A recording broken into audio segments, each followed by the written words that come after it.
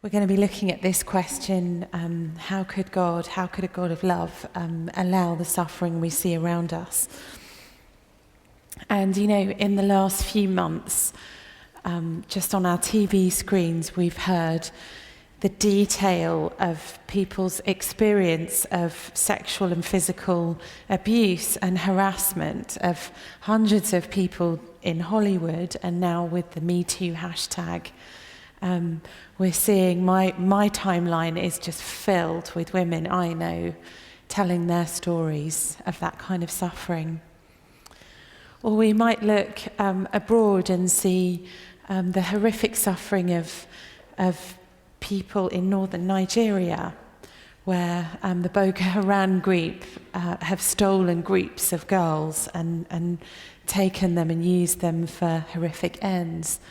Or we might just look online and be reading the news and hear of the beheading of a Western journalist or aid worker with a butcher's knife and think, is this really happening in our world today? Or we've heard of the shooting of lots of people in Las Vegas as they were just enjoying a music concert. So although in this room, of course, our experience of life is going to be a combination. We have happy experiences, times in our lives when we predominantly just think all is well. For every single one of us, we know not just darkness out there, not just evil things that we hear about or read about on the news, but all of us are going to have personal experience too of suffering. We may struggle with feelings of anxiety or disappointment with the broken relationships either of our own past or in our families. We may be struggling to process the kind of violations that Me Too hashtag speaks of ourselves. The darkness of the world that you and I experience is real. This is the darkness that my very dear friend experienced when her child died 4 years ago. Or my relative who at the age of 35 is processing a terminal cancer diagnosis and watching her parents go through the devastation of knowing that their daughter is going to die. The real darkness and suffering of the world and of our experience is not something that any of us should be prepared to sweep under the carpet. The question of suffering is of critical importance to life. And it encourages me that the Bible agrees with that position. Christian faith does not require us to stick our fingers in our ears when we think of evil and suffering and go, da, da, da, da, da, I'm not going to think about it. The real darkness of this world must be acknowledged. And so this evening, just even in this room, all of us as individuals are going to bring different experience of pain and disappointment and even suffering to the table. For some of us, that might be predominantly physical suffering, the suffering of cancer or the loss of a loved one, maybe the loss of a child or a best friend or a spouse. For some of us, perhaps we've gone through the suffering of divorce or some kind of physical violation that we've never told anyone about. For others of us, suffering might be primarily a psychological experience, still an illness, but an illness of the mind where we deal with and we have to grapple with anxiety and trauma. And as we progress through this conference together, I want us to try to keep that highly visceral, real experience of suffering that either we ourselves or people that we know and love have experienced, to keep that in mind and not to avoid it. Now, often when people think about faith and talk about faith, perceptions of faith out there in the world, and particularly increasingly in the secular world, is that faith involves a kind of embracing of unreality. And maybe faith might help us get through the pain of life. It's a bit like a sort of drug that lifts us out of pain for a while, or it's like a sort of cosmic comfort blanket that we wrap ourselves in to retreat away from the real world. But the Bible does not describe faith as a cosmic comfort blanket. The Bible describes reality as you and I know and experience it. The Bible describes the world in which women are raped, people die, evil people do things that violate the choices and freedom of other people. The Bible describes a world in which people go through disease, loss, the loss of material wealth, the loss of friends, betrayal. The Bible is not about unreality. The story is told of a little girl. She was 6 years old and she was doing a project on birth at school. She went to her mother and she said, "Mummy, how did I come to be born?" The mum was a bit embarrassed and she wasn't ready to have that particular conversation with her daughter. And so she said, "Well, darling, a stork, a big fat bird, flew over our garden and you were a baby wrapped in a blanket held in its beak. And the stork dropped you into our garden and I opened the door and I took you in and that's how you came to be born." The girl looked a little confused, a little worried, and she said, "Well, Mummy, how did you come to be born?" The woman didn't know how to stop digging, so she said, "Well, Granny's garden this time, and a bird flew over and dropped a baby, and that baby was me. That's just how it happens in our family." The girl went back to school the next day and wrote in her project, "There hasn't been a natural birth in our family for 3 generations."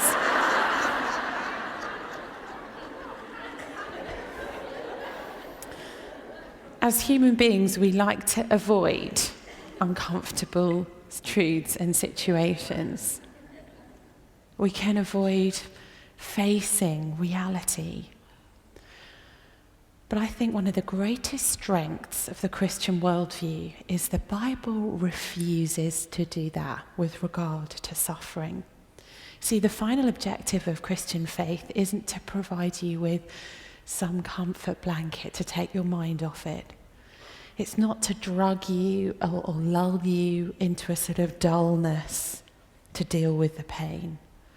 The Bible encourages us to see reality and introduces us to a God who sees and experiences our reality, including the reality of suffering.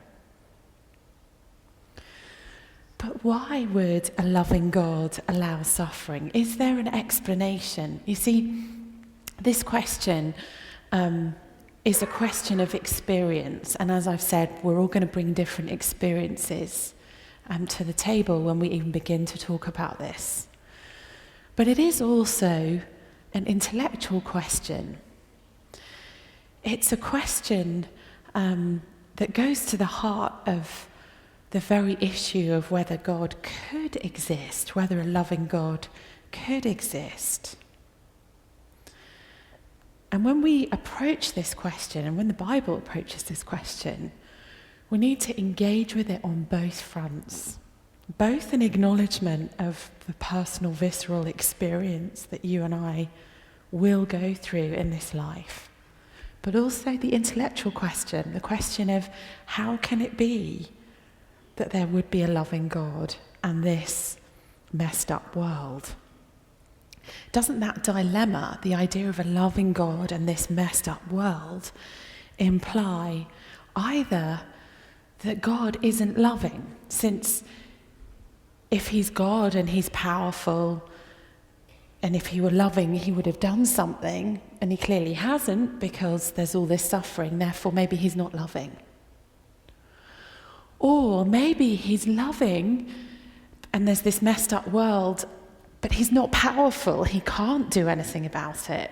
And that's why the world is as it is. So either he's not powerful or he's not loving, but either way, he's not really God. That's often how the intellectual question is phrased. For some of us, this is going to be primarily an intellectual question. For some, a personal question. And this talk is only really going to be the beginning. We have a short time, but I want to try and look at it from both angles if we possibly can. And I want to begin by saying it's not only the Bible that needs to address this question. Often in apologetics, we make the mistake of thinking that it's only Christians that need to answer a particular question. But actually, every worldview needs to answer the same questions, and it can help us as Christians sometimes to consider the biblical position on a particular question alongside its alternatives. So how might other worldviews answer this? Let's begin with Islam. Islam is a fatalistic religion that teaches that a transcendent God exists and he is in total control of the universe. Human beings do not have autonomy.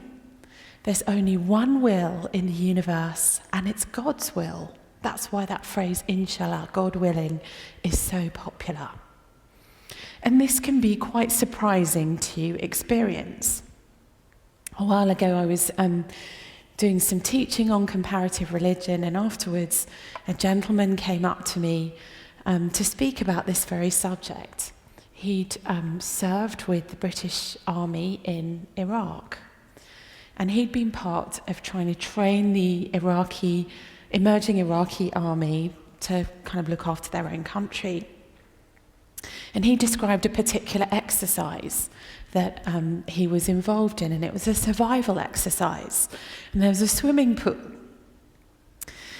And the idea was that the recruits would be loaded up with their pack, their kit, have their boots on, fully clothed in uniform, and they'd be pushed into the swimming pool, and they needed to get to the surface. Okay, that was the idea of the exercise.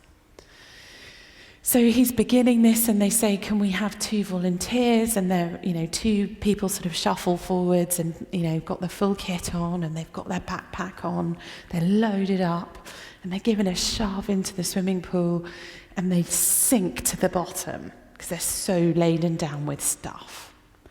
And one of the Iraqi guys struggles, takes the stuff off underwater and struggles to the surface and then to the side, and he climbs out.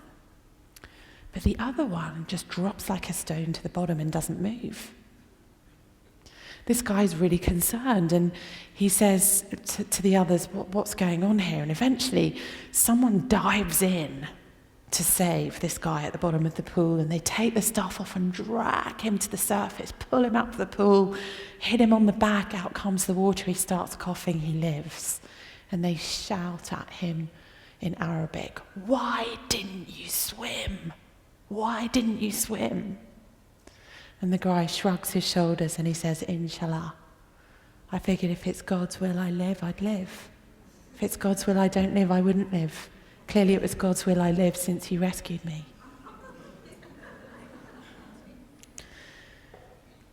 The goal of Islam is to bring the world into submission to God's will, to recognize this great truth that there's only one will. And so good and evil, suffering, insofar as they exist in the world, must be an outworking of God's will. And Muhammad was actually directly asked about this in the Hadith, and he acknowledged both good and evil are in God and are in God's will.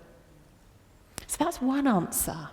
When we're suffering, when disease happens, when someone's raped, when there's violence in the world, when the girls are taken, inshallah. That's one possibility. Another possibility is the option the Buddha offered. In Eastern philosophy, a distinction between good and evil is ultimately just an illusion, because all of life, everything is one. And it's all impersonal. There's this ultimate reality that is totally impersonal. The Buddha left his wife and his newborn child on the night that his baby was born. He left the palace and left his family to seek enlightenment, away from emotional bonds. Enlightenment, as the Buddhists posit it, is essentially detachment and disconnection from everything and everyone except the realization that all is one. Trying to make sense of suffering is a failure to realize that suffering is just an illusion. The answer to suffering is that it comes from desire, and wanting anything is the root of a route away from enlightenment. A state of enlightenment is a kind of nothingness and a complete detachment. It's extremely theoretical and impersonal. And in the face of the sort of suffering we've described, I leave it with you as to whether that adequately responds to the agonizing, dying world we live in. Neither is suffering explained, nor is the sufferer helped or aided. Well, thirdly, we could look at atheism, naturalism. Atheists have often said that if God was real, he wouldn't allow suffering. Suffering is real, therefore God can't be there. He's either not loving or not powerful, but either way, it kind of just does away with God. But the question of suffering is itself a moral question. How and why can and do bad things happen? And that very question assumes a moral framework. So God's existence is being called into question on the basis of a moral judgment that suffering is bad and that he lets things happen. But such a moral judgment requires some kind of moral framework within which good and evil could be judged or contrasted. And in the absence of an existence of God, all morality is just relative and arbitrary. The very objection that we as human beings experience towards suffering and evil actually assume God as a reference point for morality, even as we object, even as we cry out and say, this is wrong. The world should not be this way. That cry in the human heart in the face of suffering actually points to God rather than undermining him. Now, this isn't to say that if we're an atheist, we can't have morals or behave morally. It's about the grounding and the logic of morality. For an atheist, morality is not located objectively in God, but subjectively in personal preference or societal taboo.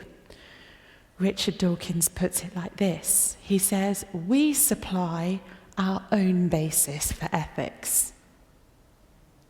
But when you look at the suffering world around you, does that really make sense? Don't IS believe that what they do to Yazidi young women or Christian communities in Iraq and Syria, that what they do is right? Aren't they trying to impose their vision of life based on what they believe is right on the world? Who are we to say that they're wrong? Don't racists actually believe that they're morally right in their delusions of racial superiority? Racist societies have even legalized such notions and said, this is legal to discriminate. Who are we to say they're wrong? It's only if God exists that there is a moral lawgiver who transcends either personal preference or cultural, legal systems of particular societies, that good and evil are real in an absolute sense.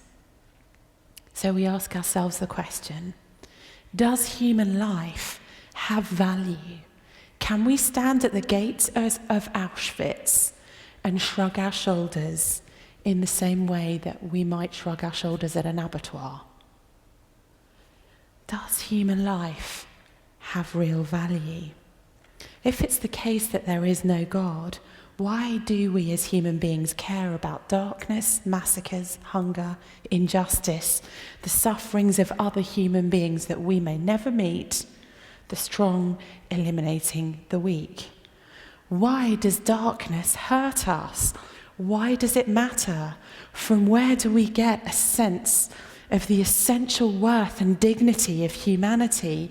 Our very outrage in the face of suffering, including the suffering of people we don't know, speaks to our intuitive sense that there is more to life than atheism tells us.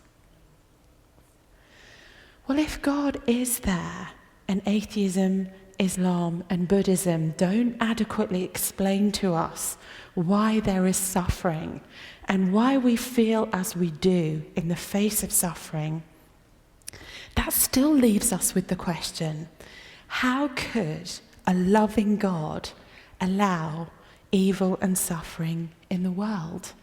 We're still left with that dilemma, with that question. As I've already said, the Bible doesn't deny the darkness of the world. The Bible doesn't present the world as a place of fluffy bunnies and unreality and cotton wool and maybe some Disney singing. The pain of human experience is explored and spoken of in the text. We read statements like, "Why do the wicked prosper?" We read of the agony of the woman who cannot bear children, struggling with infertility. We read of the psalmist feeling lonely and misunderstood. There's a whole book, the Book of Lamentations, dedicated to processing the grief and horror of war and seeing people killed in war. We read of grief over rape in the book of Genesis. We see tears at the side of the grave of a loved one. But why does God allow it? How does the Christian worldview reconcile a loving God and our experience of tragedy, suffering, disease, disappointment, death? Well, the Bible speaks of human beings being created in the image of God and says that with every human being there is a God-likeness about us. And so our lives bear his imprint and carry this special dignity. It's called the image of God. And the Bible's response to the question of suffering is rooted in the nature of human beings. You see, Genesis speaks of a good God creating a good world and specifically making creatures in his image. Now, what does that mean? That means lots of things, but I just want to draw out two things that means. In his image means creatures that have the capacity to love, and creatures that have the capacity to choose. And actually those two things go together. You see, we all actually know that for love to exist, there has to be the possibility of freedom. As a teenager, I grew up in Britain's second largest city, a city called Birmingham, a very multicultural city. After my father's conversion to Christianity, he became an evangelist and church planter. And for 7 years, we lived in one of the most notorious neighbourhoods of that great city of Birmingham. And when I was 15, in that community, I became friends with a girl whose parents were trying to force her into a marriage with someone she didn't know. She was 15 and she was afraid. And I'll never forget some of the conversations we had together. That was quite a long time ago now, but I still remember. She had very good reason to be afraid, because the previous year her cousin had been in the same position. Her cousin had decided to run. She didn't want to marry someone she'd never met. She was actually below the legal age of consent in Britain, but that was ignored by the family. She tried to run, but the relatives had found where she was and had waited. And when she was crossing a road, had taken a car and knocked her down in the street, got hold of her by her hair, forced her into the car, and she'd never been seen again after that. She was taken out of the country, and as far as my friend knew, she'd been married off to this chap. My friend Shabs was 15, and she knew she didn't want that for her life. And I remember her saying so clearly that she wanted to be able to look forward in life to experiencing love. And to her, that meant looking forward. It was not a present experience. But that she felt, and she wasn't philosophically trained, it was very interesting, but she instinctively, as a human being, knew, just like we all do in this room, that love cannot be forced. She believed that the love she was capable of giving and receiving could not and should not be compelled by another person. And friends, a whole network of Christians, helped her to get to a safe house and escape that experience. For true love to be possible, it must be freely offered and freely received. We all know this to be the case. That's why this Me Too hashtag is so powerful today. Genesis tells us that a God who is love made a world in which love is possible. But that means a world in which creatures who bear his image are not automatons, they're not robots. They have the capacity to make choices. And it's us as human beings who've used that capacity to harm as well as to love. And that is why there is suffering in the world. Genesis describes the impact of choice that we as human beings have made, and the impact that those negative choices have made, not just on ourselves, but also on other people, and actually on the very environment, the very fabric of the physical world. Our moral choices have harmed ourselves, others, and this world. And that's before we get started with a relationship with our Creator. Now, it's interesting, isn't it? People think, oh, Genesis, how silly. Fables that very naive people believe. But when you think about it like that, what a profound description of our world. That is why there is suffering in this world. It's the impact of our choices. The Bible doesn't just address the question of why bad things happen. There's also a deeper kind of answer to this question of human suffering in the person of Jesus Christ. You see, uniquely, the Bible introduces us to a God who doesn't just simply observe suffering and evil, or even diagnose it and say, here's the problem. Who doesn't then say, well, here's a sort of sticking plaster solution. Here are some things you might be able to do to marginally improve your situation. But a God who enters this suffering world and suffers with us and for us. This is absolutely revolutionary. In no other worldview are we presented with a God who suffers with and for his beloved creation. And because we're so familiar as Christians with this idea, we kind of, breeze over it in rather a blasé way. But the earliest hearers of this message were awestruck, amazed, and mind blown by this possibility. There's a cartoon that has been found on the wall of the ruins of ancient Rome, showing how some received the earliest Christian message. This cartoon depicts a mocking person's view of a suffering God.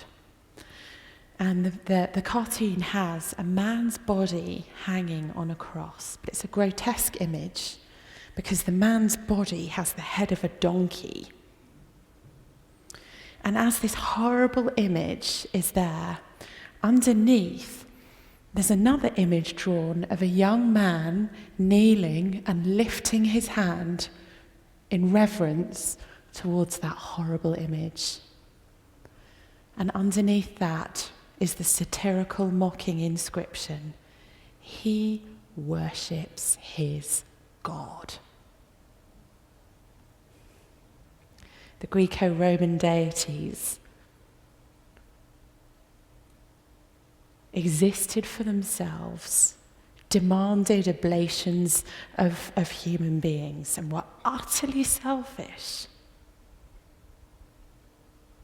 And here was something defying all categories, a suffering God, a God who would be defiled and violated and killed, who would suffer with and for his creation. Why? Because of love. Mark's Gospel, chapter 15 and verse 39, we read that when the centurion who stood in front of Jesus saw how he died, he concluded, "Surely this man is the Son of God." A centurion was an expert in crucifixion. He would have seen hundreds, if not thousands, of such executions. But when he looked and saw the Son of God dying and suffering with and for his beloved creation, love pouring out of him for his betrayers, for his accusers, for the people hanging next to him on the cross, when he saw how he died, he said, "This must be God." Even as Jesus suffered, love poured out of him. Jesus promised, "I am the light of the world. Whoever follows me will never walk in darkness, but will have the light of life." We may suffer, we may be persecuted, we may stumble, but the light of the world is with us. John's Gospel tells us the light shines in the darkness, and the darkness has not and will not overcome it. The promise of the Bible isn't come to Jesus and you'll never suffer, you'll have a jolly nice life and everything will be excellent, and then you'll die in your bed happy. That's not the promise of the Bible. The expectation of the Bible is that we will suffer. That we're part of this broken world. But we are not alone. We're not left with the consequences of our choices. He has come and suffered with us and for us. And he promises his light, his power, his presence, his beauty with us, even as we suffer and take his light into this suffering world. And you know what? I've seen him do that in really dark places. For 7 years, my husband and I lived in London's most notorious neighbourhood for gangs and violence. We saw young people rescued from paedophile rings, coming to know Jesus and experiencing the extraordinary light, love, deliverance that only he can bring. he is the light of the world. Whoever follows me will not be in darkness, but will have the light of life. The possibility of love leaves open the possibility of suffering. But God does not leave us just with an explanation, a diagnosis. Poor you, it's gone wrong and here are the reasons. We're not just given explanation as to why things are as they are. And I suggest to you that this is the most resonant explanation with our human experience of this world. But we're not just left with that. Jesus demonstrates God's love for us, opening up the possibility of relationship with a loving God in this real broken world that you and I experience. Thank you for listening.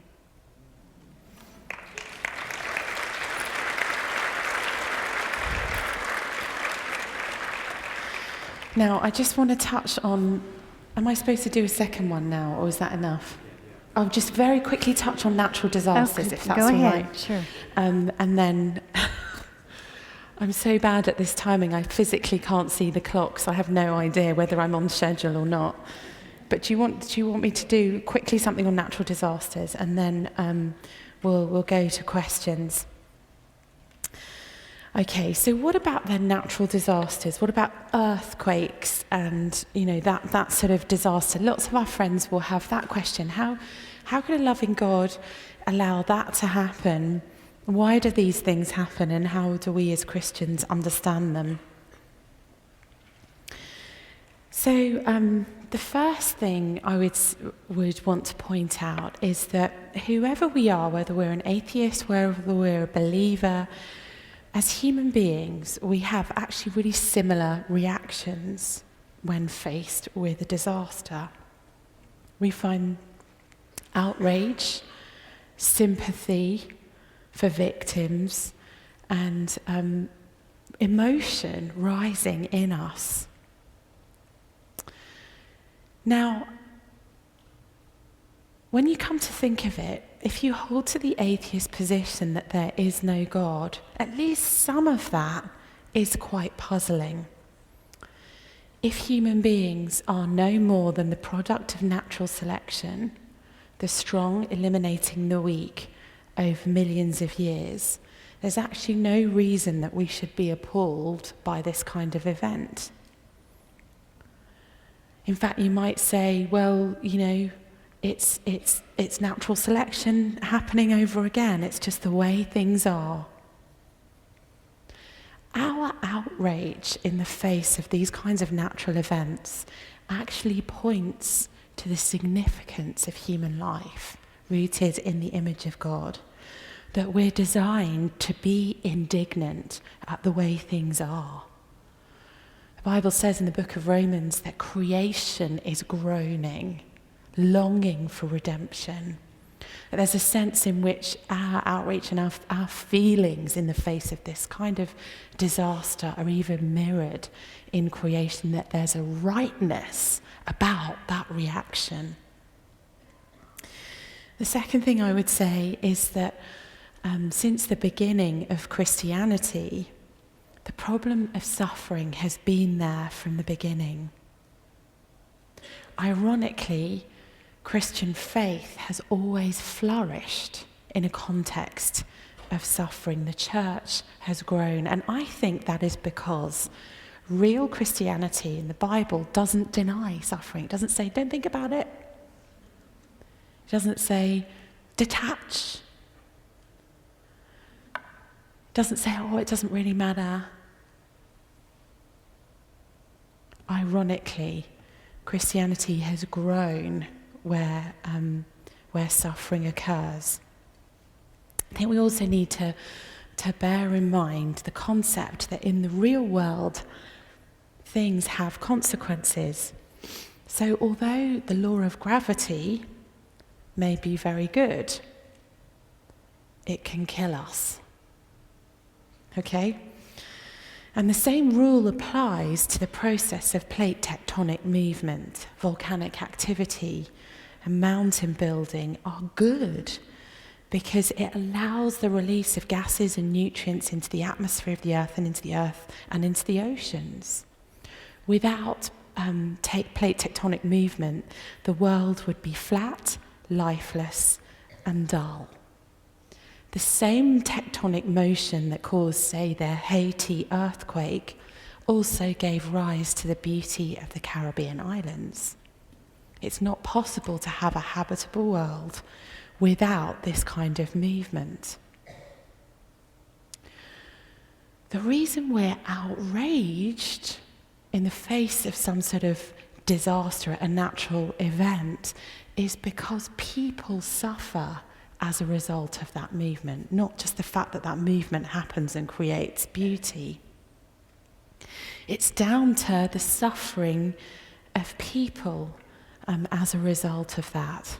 And there are a number of things we may want to say in response to that. While we may want to blame God for those massive deaths in the face of natural disasters, it's of course true to say that we as human beings have made matters worse. Poorer countries that suffer from overcrowding and badly built buildings and an inadequate health system, who've made no preparation for potential disaster despite warnings by geologists, or a system that has prevented the right kind of preparation happening through poverty and injustice, surely is at our feet as human beings as much as it would be at God's. Earthquakes that occur in developed countries have a fraction of the dead and wounded of those that happen where people are poor. And of course, statistically, earthquakes are a relatively minor hazard of living on planet Earth. In 2016, earthquakes killed 9,624 people worldwide.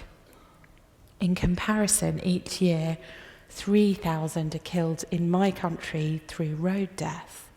And I just looked up the statistic in 2017 in the US, 12,368 people so far have died here by firearms, someone killing someone else. In the 20th century alone, wars and genocide killed 180 million people. But perhaps the most sobering statistic is the estimate that every day, 16,000 people die due to malnutrition. While in your country and mine, we just throw food away in our bin, in our kitchen every single day. So if we're going to accuse God of unnecessary suffering, we at least need to find ourselves guilty of the same charge. Christianity has never taught that the world is now as it should be or as God intended it to be, but rather that our sin, our choices as human beings have had an impact, not just on our relationships with each other, but with the very created order. So why wouldn't God step in and stop things happening? He could, but he doesn't. Why not? Well, at least a part of the answer must be because a direct intervention to stop evil would require him to suspend our freedom, our capacity to make choices, and therefore our capacity to love and be loved. If God suspended our freedom, he would be reducing us to the level of non-moral, non-creative robots. And he doesn't do that. So what is his answer? Instead of destroying our freedom, he identifies with us in the person of Jesus. The cross is ultimately God's answer to a hurting world. We don't have this distant God arbitrarily giving us rules or diagnoses, but this God who enters our suffering world and suffers with us and for us. As Jenna comes up, I'll just finish with this quote from John Stott. He wrote this: "I could never myself believe in God if it were not for the cross. The only God I believe in is the one Nietzsche ridiculed as God on the cross. In the real world of pain, how could one worship a God who was immune to it?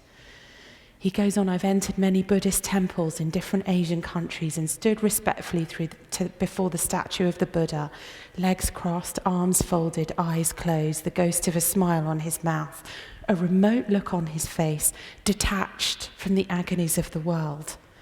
But each time after a while I've had to turn away and in imagination have turned instead to that lonely, twisted, tortured figure on the cross, nails through hands and feet, back lacerated, limbs wrenched, brow bleeding, mouth dry, intolerably thirsty, plunged into God-forsaken darkness.